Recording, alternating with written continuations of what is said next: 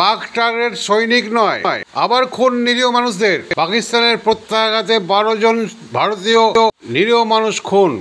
ভারত সরকারকে এখন কোনো উপায় নেই, লড়াইয়ে নামতেই হবে, পাকিস্তানের বিরুদ্ধে যুদ্ধ করতেই হবে। কারণ শুধু সার্জিক্যাল স্ট্রাইক করে পাকিস্তানকে কখনোই দমানো যাবে না। বিশেষজ্ঞদের মতে জঙ্গি নিধন যদি সত্যি কার্যকরী করতে হয়, এই পহেলগাঁওর বদলা, মুম্বাইয়ের বদলা, পাঠানকোটের বদলা হিসাবে এই সার্জিক্যাল স্ট্রাইক মাত্র নামমাত্র বলে মনে করছেন অনেকেই।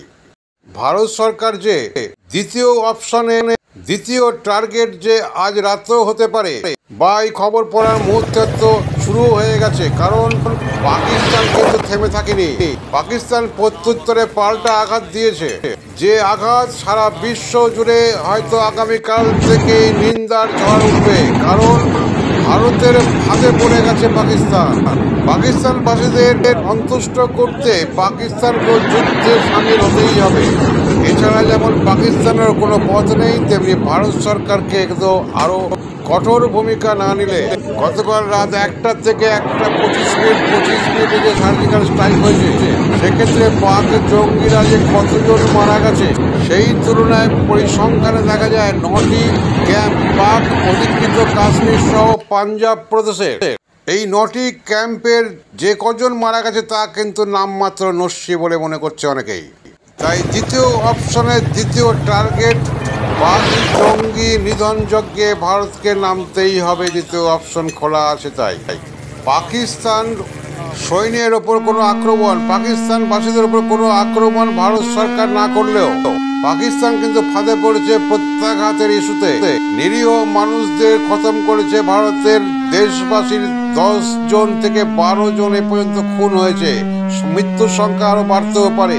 পাকিস্তান যে অমানবিক তা স্পষ্ট, কারণ জঙ্গিদের মদত দেওয়াই হচ্ছে পাকিস্তানের জন্মলগ্ন থেকেই। তা কোনোদিন সেখান থেকে সরে আসতে পারবে না। ভারতের যেমন টার্গেট নিরীহ মানুষ নয়, প্রকৃত জঙ্গিদের খুঁজে বের করা, আর অপরদিকে পাকিস্তান জঙ্গিদের বাঁচাতে জঙ্গিদের ক্রমাগত মদত দিয়ে চলার নীতিকে আঁকড়ে ধরে আবার প্রমাণ করলো তারা ভারতের সেনাবাহিনীর ওপর না, ভারতের নিরীহ সাধারণ মানুষকে খুন করা কতটা যে অমানবিক পথ সারা বিশ্ব আরেকবার দেখলো। যদিও বা পাক নিউজ থেকে তথা পাক সরকারের যে বক্তব্য, তারা নাকি ভারতের তথা ইন্ডিয়ান ব্রিগেড নাকি ধ্বংস করে দিয়েছে, অনেক সৈনিক নাকি মারা গেছে।